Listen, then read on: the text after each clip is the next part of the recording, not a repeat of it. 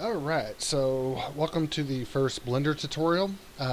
This is actually the first tutorial I've ever made for Blender, so if you're watching this, yay! If not, I don't know, keep watching whatever you're watching then. I don't know. So anyways, I have my Blender set up to default. So as you can see, like even when I'm clicking, it's just moving the cursor. Now I am a hardcore Maya user that is transitioning over to Blender, so all my keys, like right now I'm holding down Alt and left mouse button, I can't move and look around the camera. To hold down right mouse button, it just moves a cube. I'm used to that actually kind of like rotating the camera. So the first thing we want to do is we want to go up to Edit, Preferences. Now personally for the theme, I prefer Maya theme. So I'm going to change that on the themes. You don't have to do that, but the biggest thing is the key map. So the key map is usually going to be set to Blender or Blender 27X. I like to switch over to industry compatible. By doing this, now I can actually start working within the workspace. If you're a Maya user, this is one of the biggest things I'd recommend doing. If you're not a Maya user, I still kind of recommend doing this because in the industry in game design, there are actually quite a few places that will use or not Blender, but they'll use Maya. And so if you get used to the hotkeys or the shortcut keys, then this will kind of like give you an edge. So as always, delete the cube. Then the next step, let's go ahead and add a cube. No, I'm just kidding.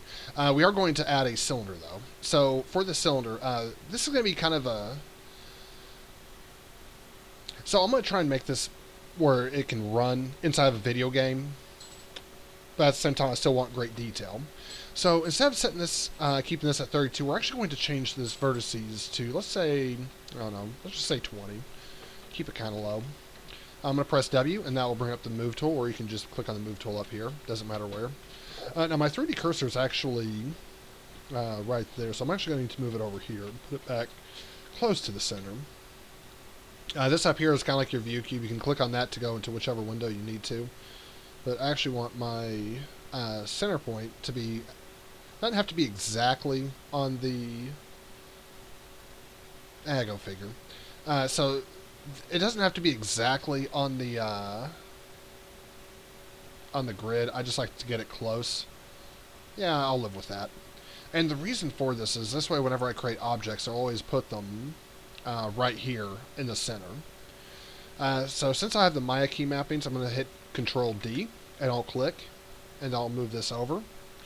I'm going to now select both of these. I'm going to hit Control D again. Oops. So I'm going to have both these selected, click, and now I can drag these off. I'm just going to make the spacing about the same. It doesn't have to be exact, it just has to be close. I'm not actually building an engine, but I'm just trying to get like the base layout. Or actually, you know what, let's go ahead and delete these real quick. The reason why, because this, oops, let me frame in on that.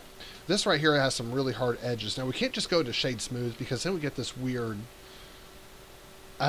it's just a weird look to it. So let's go ahead and go into edit mode. So I'm going to press 2 on my keyboard, and this will put me into the edge mode. I'm going to come to this tool right here. This is your loop cut, or also known as edge loop.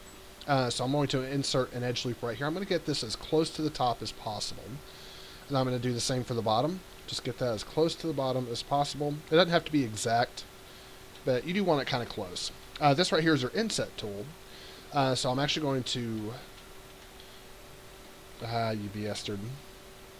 Edit, redo. Let me go to my... let me just go to my cursor tool. I'm going to press 3 on the keyboard. I'm going to click on this one, and then I'm going to go to Inset. I'm just going to inset this just a little bit. There we go. And then we're actually going to inset it the rest of the way. And so I'm actually going to delete those faces. I'm going to do the same thing down here. I'm going to bring this in just a little bit. Come on. Give me that pixel. There we go. And I'm just going to bring this in, and I will delete those faces as well. So now we have this right here.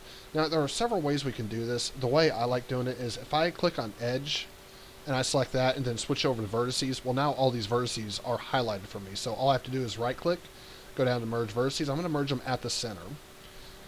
And I'm actually going to do the same thing down here. I'm just going to click on this edge so it highlights all these vertices. Right click, go to merge vertices, and we're going to merge this at the center. There we go.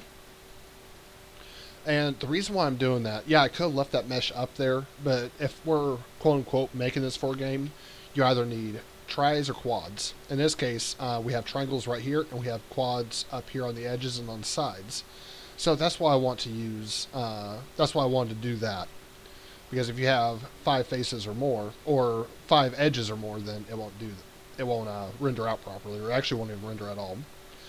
So the thing that we really need to keep an eye on is our poly count. So I'm actually going to come up to this little icon right here. I'm going to click on this drop down arrow. I'm going to come over here and click on statistics. So over here we can see how many faces we're at. With this one object we're at 140, which not bad. So I'm going to press 4 on the keyboard, or I can just come up here and select object mode. And now we will duplicate these, and we're going to move them. Or, let's go ahead and set the location of this all to 0. So this way it's centered on the grid. And the reason why I say let's go ahead and do this real quick is so this way we know it's an absolute number, basically.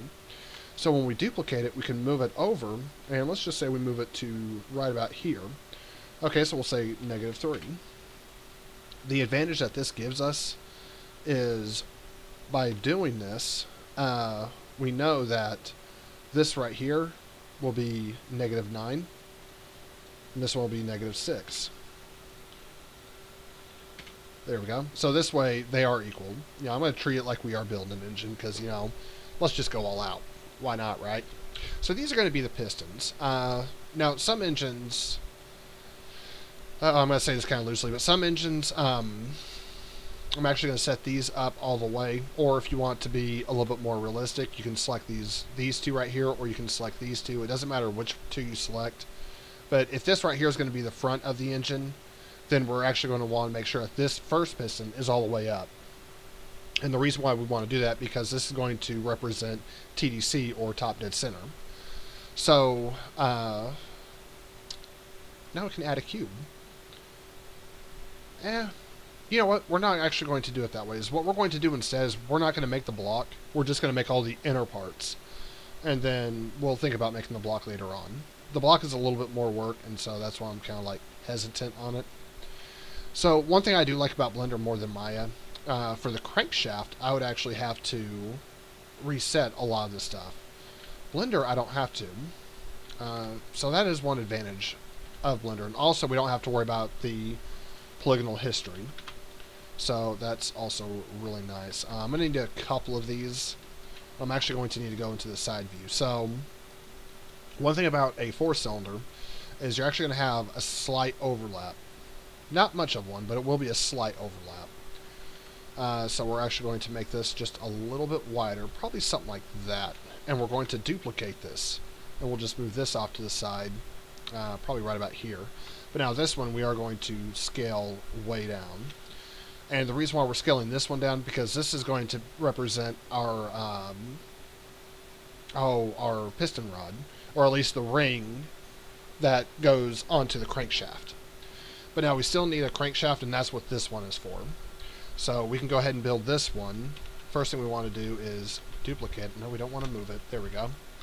So that's the first thing we want to do is duplicate it, and I'm just going to click on this green square right here and scale it in. So the reason why I'm doing this, I'm going to go ahead and scale it out some. And so this way I can click on this one. Click on this one. I'm going to go up to, let's see if I can remember where this is at. Let's see, booleans. Where are you at? I do not know where the booleans are at. So, yay. Unless it's in here, which I guess it could be. Okay, so yeah, it's definitely not in there. Actually, you know what? There's another trick that we can do. I'm going to show you this trick instead. So we have all these faces. Now, one thing I hate about Blender is I wish they had an option around here somewhere where you could just simply click like in here or something, or tool or something, that allows you to what is it? Basically select the faces or the vertices that are hidden. Unfortunately, they don't. So one of the ways that we can do this is we can either select these. I'm going to frame in on this, and then we can select these. The other way to do it is to either go into wireframe, or you can go, or I'm sorry, this is actually this right here is X-ray, and this right here is wireframe. But you can go into either one of these modes. I prefer Oh, what is it called? Come on, Jimmy. I prefer the X-ray mode, but you can do it either way. And I'm actually going to swap my tool to select lasso. So all I'm going to do is just get all of these points in here.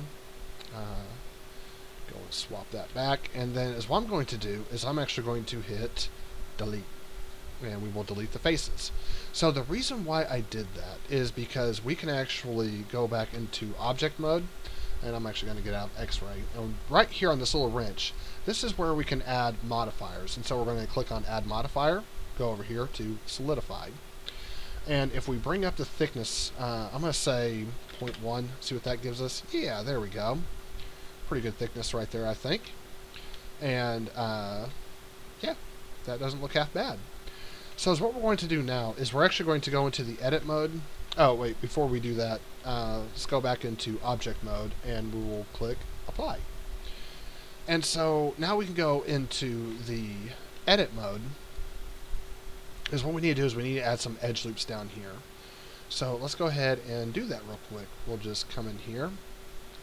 We're going to get as close to the center right there and as close to the center right there. Now, we don't necessarily have to worry about that. In fact, we don't even need to worry about these interfaces at all. The only reason why I did this is just to kind of like show you that, you know, you can definitely do it this way. If we are going to do it this way, then we're going to want to select these, and we're going to actually want to bring these faces in just a little bit. There we go. Okay, so the closer you get to these edges, the better it's going to look since we have smooth shade. In fact, if I go back into object mode, you can see that that actually looks like a fairly decent ring. So the next thing we want to do is I'm actually going to duplicate this item. I'm going to move it over here because this one right here will represent this piston. Since this one's all the way up, this one needs to be all the way up. Since this one's all the way down, then this ring will need to be all the way down. So let's go into the side view. We're going to make sure that this is matched up with this line, and somehow it is. And we're going to move this one over, make sure it's matched up with the grid. That looks good. And we're going to duplicate it one more time. We're going to move it over here and make sure that that is matched up. And yeah, that looks close enough. So now we're going to select those. We're going to move them down. And this looks like it's about 2 units. So we're going to say it's right about there. So now we have the crankshaft that we need to work with. So the first thing I want to do is duplicate this. This will be the counterweight, and this will be the actual part that goes into the ring. So we're going to click on this. And we don't have to make it the exact size. We just want to kind of get close. And that looks pretty good right there. Oh, and the reason why, I didn't say this, but the reason why I went ahead and did these interfaces, because yeah, you'll never see it. But let's say this is a game that, oh, I don't know, someone is able to build an engine. They may see this interface. So that is one reason why you want to do that. Overall, we're only at 1960 faces. That's not too bad. Well, I guess it really depends on what kind of console this is being made for. But yeah. So I'm actually going to duplicate that. Duplicate that one. And then I'm going to move this one down. So you know what? Actually, let me click back on this little box. This will deal with our transform. So for the Y, we're actually going to set this at -3. And we'll do the same for this, -3. And the reason for this is because if we set this at -3, that's not the one I wanted. Oh wait, yeah, that was the one I wanted. My bad. Okay, there we go. So the reason why we wanted to do that, just to make it a little bit easier later on. So now is what we want to do is we don't have one over here, so we can actually just click on this and duplicate both of these, and then just move these over here. That's an easy way of doing it. Yeah, that is the easy way of doing it. Well, actually, I should have done it with that one. Wait, unless they're both... Oh, they're both right there. Are you the same way? Yes, you are. So we will duplicate this. Then we will select this, and then we'll just move this one over here. Okay, there we go. So now we can...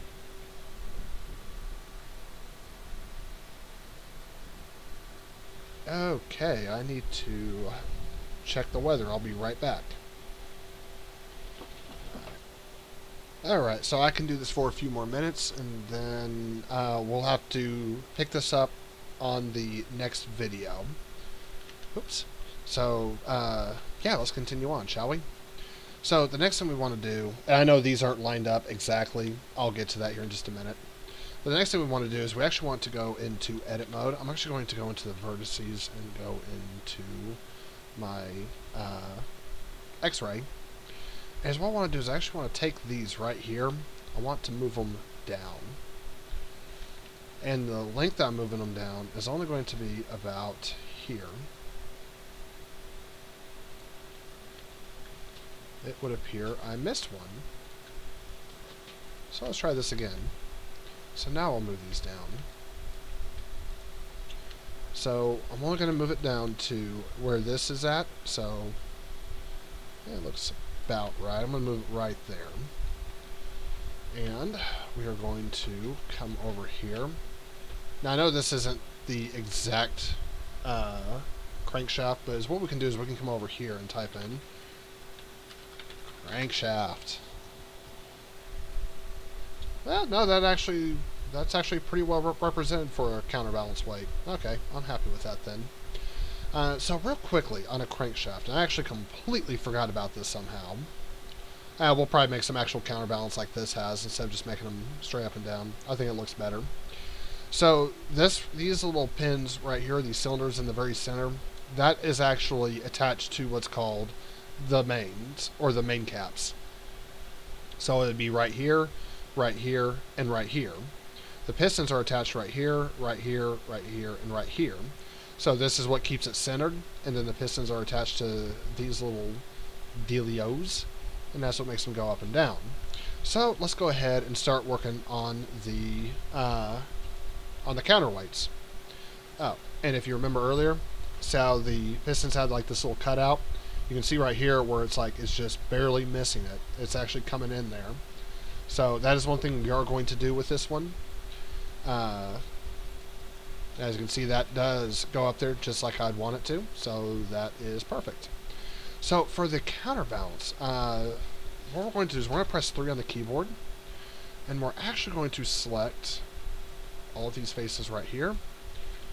And I don't know if I had this on. Okay, so I'm just going to deselect. Oh, wait, no, we can't do it that way. So we'll go into this view. All we're going to do is we're just going to click and drag like so. There we go. Okay, so that works. And what we're actually wanting to do is we're going to extrude this out. Now, you can do extrude region. I'm going to show you what this looks like. So when you extrude the region, it just goes straight down. We don't want that. Because what we actually want to do is we want to extrude along normals. Now, you don't want to do individual, because this will actually create individual blocks. We want to do along normals.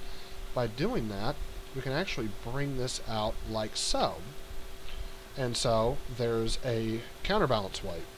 So I'm actually going to press 1. I'm going to select these vertices. I'm going to press R on the keyboard to go into my scale tool. I'm just going to bring this in, and then I'm going to bring this up just a little bit. There we go. I don't think we really need to scale that in. Probably just something like that, I think. That doesn't look too bad. I'll live with it. So now's what we want to do is these counterweights are going to be attached right here like so. So that's why I said it doesn't matter where these are. Now we will be deleting the faces off of these right here, but we'll do that here in just a little bit. So for the okay, I'm starting to hear something. Let's see.